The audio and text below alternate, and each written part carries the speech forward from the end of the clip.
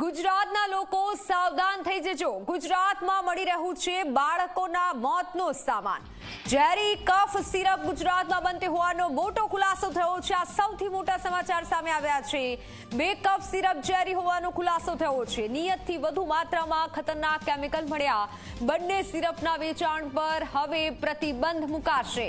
મધ્યપ્રદેશમાં કફ સિરપથી બાળકોના મૃત્યુ મામલે મોટો ખુલાસો થયો। બે કફ સિરપ ઝેરી હોવાનો ખુલાસો થયો। રીલાઇફ રિસ્પીફ્રેસમાં નિયતથી વધુ માત્રામાં ખતરનાક કેમિકલ મળ્યા છે। કફ સિરપમાં ડાયેથિલીન ગ્લાયકોલની વધુ માત્રા જોવા મળી છે। એટલે આ સિરપ ગુજરાતમાં બનતો હોવાનો ખુલાસો થયો છે કે આ સિરપ ગુજરાતમાં બની રહી છે। બંને સિરપના વેચાણ પર પ્રતિબંધ મુકાશે। મહત્વનું છે કે રાજસ્થાન અને મધ્યપ્રદેશમાં ઝેરી કફ સિરપના કારણે 11 બાળકોના મૃત્યુ થયા બાદ તપાસ હાથ ધરવામાં આવી, જેમાં ખુલાસો થયો છે કે આ જે કંપની છે અને આ જે પ્રોડક્ટ છે તે ગુજરાતમાં બને છે। હાલ ઘણા ખુલાસા થઈ રહ્યા છે। જે જાણકારી મળી રહી છે તે આપી રહ્યા છે। આ સૌથી મોટા સમાચાર છે કે આ સિરપ ગુજરાતમાં બની રહી છે। બંને સિરપના વેચાણ પર પ્રતિબંધ મુકાશે। તપાસ હાથ ધરવામાં આવશે। મધ્યપ્રદેશ અને રાજસ્થાનમાં 11 બાળકોના મોત થઈ ચૂક્યા છે। જો કે આરોગ્ય મંત્રાલય તરફથી એડવાઇઝરી પણ જાહેર કરવામાં આવી છે કે 2 વર્ષથી નાના બાળકોને કફ સિરપ ન આપો।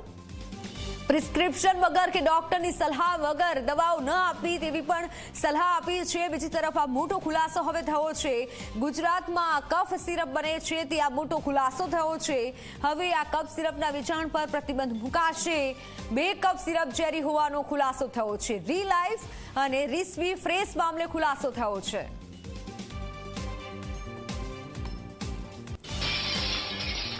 ઝેરી સિરપનું ઉત્પાદન કરનાર કંપનીઓ પર સૌથી મોટો ખુલાસો। ગુજરાતની 2 કંપનીઓ કરતી હતી ઉત્પાદન। ઝી 24 કલાક પર ઝેરી સિરપ બનાવનારી કંપનીના નામ સામે આવ્યા છે। શેફ ફાર્મા અને રેડનેક્સ ફાર્માસ્યુટિકલ્સે બનાવી છે આ સિરપ। અને શેફ ફાર્માની રીલાઇફ સિરપમાં ડાયેથિલીન ગ્લાયકોલનું પ્રમાણ વધારે હતું। રેડનેક્સની રેસ્પીફ્રેસ ટીઆરમાં ડાયેથિલીન ગ્લાયકોલનું પ્રમાણ વધારે હતું। સુરેન્દ્રનગરના શેખપરમાં આવેલી છે આ શેફ ફાર્મા નામની કંપની અને તે સિરપ બનાવતી હતી। બીજી સિરપ અમદાવાદના બાવળામાં આવેલી રેડનેક્સ ફાર્માસ્યુટિકલ્સમાં આ જે સિરપ છે તે બની રહી છે। ઝી 24 કલાક આ સૌથી મોટી જાણકારી આપને આપી રહ્યું છે। આ 2 કંપની એવી છે કે જે આ સિરપ બનાવી રહી હતી।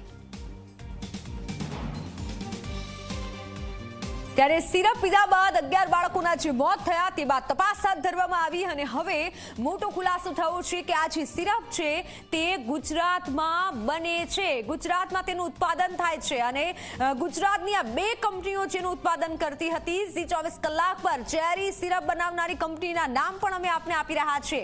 શેફ ફાર્મા અને રેડનેક્સ નામની આ 2 ફાર્માસ્યુટિકલ કંપની છે કે જે આ સિરપનું ઉત્પાદન કરતી હતી અને આ સિરપ જે છે તેમાં અનેક એવી માત્રામાં જે મળી આવ્યું છે તેને લઈને તપાસ હાથ ધરવામાં આવશે। પરંતુ ડાયેથિલ ગ્લાયકોલનું પ્રમાણ જે બધું જોવા મળ્યું છે અને તેને લઈને અનેક ખુલાસા થઈ રહ્યા છે। આરોગ્ય મંત્રાલય તરફથી પણ એડવાઇઝરી જાહેર કરવામાં આવી। ત્યારે ઝી 24 કલાક પર આ સિરપ કાંડની તમામ વિગત અમે આપને આપી રહ્યા છીએ।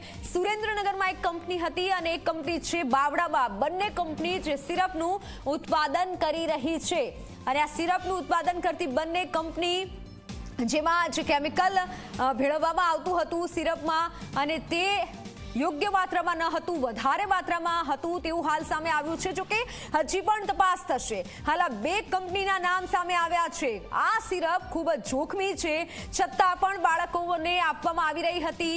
કફ સિરપ પીધા બાદ 11 બાળકોના મોત થઈ ચૂક્યા છે અને જેનું ઉત્પાદન કરતી હતી તે કંપની ગુજરાતની આ 2 કંપની એક સુરેન્દ્રનગરમાં આવેલી છે અને એક બાવળામાં કંપની આવેલી છે। જોકે આરોગ્ય મંત્રાલય તરફથી પણ સલાહ આપવામાં આવી છે કે તબીબની ડોક્ટરની સલાહ લીધા વગર બાળકને કફ સિરપ ન આપો અને ખાસ 2 વર્ષથી નાના બાળકોને કફ સિરપ ન આપવી જોઈએ। 11 બાળકોના મોત થઈ ચૂક્યા છે।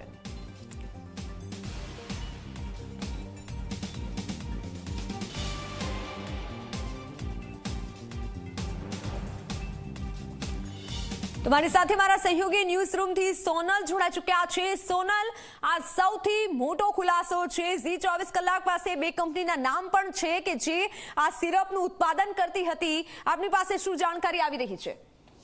મિત્તલ, ચોક્કસથી રાજસ્થાન અને મધ્યપ્રદેશમાં 11 જેટલા લોકોના જીવ ગયા છે। નાના નાના બાળકો કે જે 5 વર્ષથી નાના હતા। ઘણું બધું ભવિષ્ય તેમના પેરેન્ટ્સે જોયું હશે, પરંતુ એ બાળકો હવે આ દુનિયામાં હયાત નથી। એ એટલા માટે હયાત નથી કે 2 જેટલી કંપની કે જેમણે કફ સિરપ બનાવી છે ને એ કફ સિરપમાં ઝેર સામે આવ્યું છે અને એ જે ઝેર છે એ મગજ અને નર્વસ સિસ્ટમને ખૂબ મોટા પાયે કિડનીને અસર કરી રહ્યું છે અને એના કારણે 11 જેટલા નાના નાના ભૂલકાઓના જીવ ગયા છે।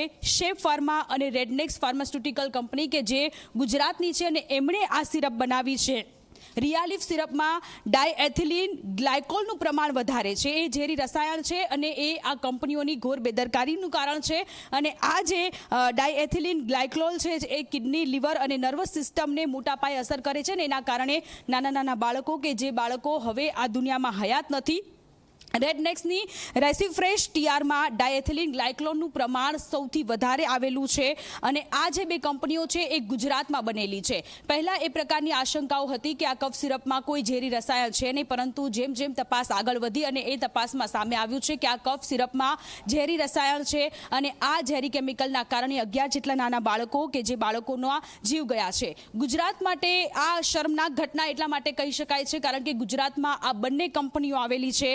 ગુજરાતના સુરેન્દ્રનગરના શેખપરમાં આ શેફ ફાર્મા કંપની આવેલી છે કે જ્યાં આ કફ સિરપ બનેલી છે અને બીજી જે કફ સિરપ છે એ અમદાવાદના બાવળામાં આવેલી રેડનેક્સ ફાર્માસ્યુટિકલ કંપનીમાં આ બંને કફ સિરપ બનેલી છે। સવાલ એટલા માટે થઈ રહ્યો છે કે જ્યારે ફાર્માસ્યુટિકલ કંપનીમાં કોઈ પણ દવા બનતી હોય છે ત્યારે એક આખો ડિપાર્ટમેન્ટ એના માટે હાયર કરેલો હોય છે। ફાર્મસી કરેલા એ માણસો ત્યાં હાયર કરેલા હોય છે। એ લોકો ચકાસણી કરતા હોય છે કે આ કફ સિરપ છે, આ દવા છે, આમાં કયું કેમિકલ કેટલા પ્રમાણમાં છે। ત્યાર પછી હેલ્થ ડિપાર્ટમેન્ટમાં એ આખી પ્રોસેસ થવા માટે જતું હોય છે અને જો એ દવા પીવાલાયક ન હોય, એમાં જો કોઈ પણ એક રસાયણ વધારે માત્રામાં હોય તો એનો આખો જે જથ્થો છે એ રદ કરી દેવામાં આવતો હોય છે। એ આગળ સપ્લાયમાં નથી મોકલવામાં આવતો હોતો, એટલે કે એ ડિપાર્ટમેન્ટની પણ અહીંયા ઘોર બેદરકારી સામે આવી રહી છે કે જે ડિપાર્ટમેન્ટને આ જવાબદારી સોંપવામાં આવી હતી। ત્યાર પછી જ્યારે હેલ્થ ડિપાર્ટમેન્ટમાં આ જતી હોય છે દવાઓ, તેની ચકાસણી કરેલા તમામ ડોક્યુમેન્ટની સાથે જતું હોય છે।